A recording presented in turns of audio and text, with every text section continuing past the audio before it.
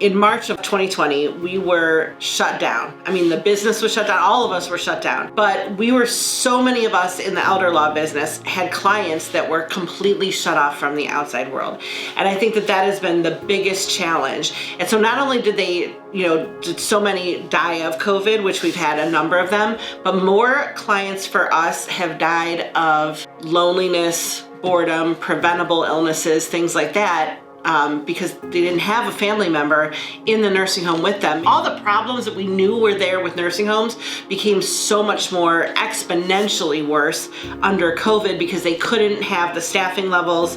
The other thing is that COVID exposed where people didn't even get to see the elderly people that were at home. So maybe they stopped seeing the doctor that was able to see whether they had, abuse or whether a family member was taking good care of them. And so it's been a fight to get guardianships in some cases for people because the courts are online and the investigator can't get in.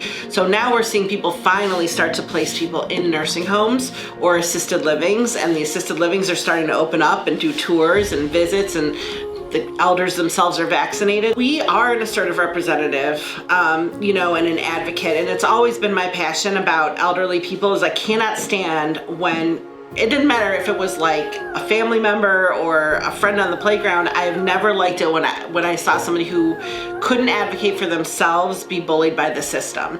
And so for me, that's the biggest part of it. It is about saying, I need this. Can you help me?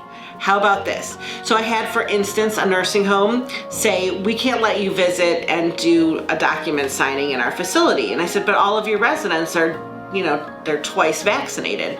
Well, that's what the state says. And I said, okay, well, let me get back to you on that. So I looked up the state's orders and I said, here's the order that you're referencing. You might not realize that it's already been modified in October. So let me visit with my client and have a private meeting with them. And so boom, of course I get an email back. Sure thing.